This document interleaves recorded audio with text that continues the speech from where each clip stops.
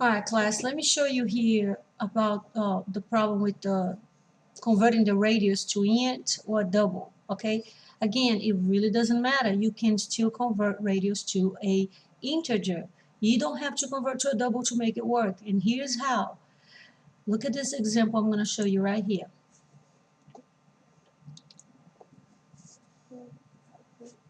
All right, I'm going to just multiply my number, the number I just entered.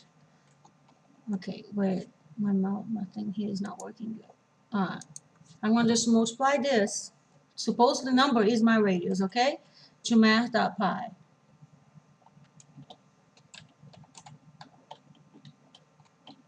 Oops. Alright? And number is actually here. This is what actually is going to math.pi. Now, if I run this as is, as you can see, I have no error, right?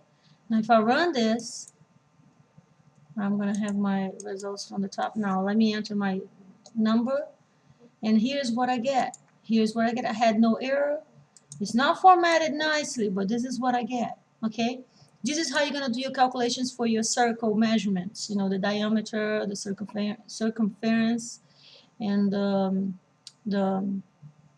what else, the area, right? This is how you're going to do the calculation in line with your output. Of course, you're not displaying to the console. You're going to be using, you know, the J option pane to display your results, okay? If the error you are having is probably this here, int area equal to, and then you are doing this math dot that you are having an error because you are doing this. You are storing your calculation into an integer variable. That's why it won't work, because this is a double result, right? Do we see here that is a double result? So you can't. To fix this error, you would have to do double area. This corrects your error and do your calculation as you want, okay? Now, we do not need this. Oops.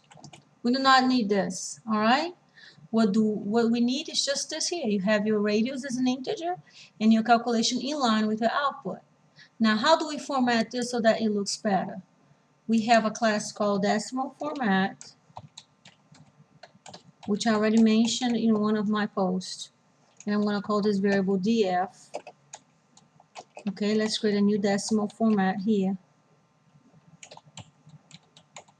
And my format is going to be a number that will be like 2 decimal places. Or you can make it 3 decimal places so that it's more accurate, you know, whichever. And I'm having an error here because I need to import decimal format. So let's import decimal format so our error is cleared up. So now let's use our format method from the decimal format class so that we can format, if I can spell right, format our pi, and then we'll do the same over here, df dot format. All right, and we'll save this, and then now we run again.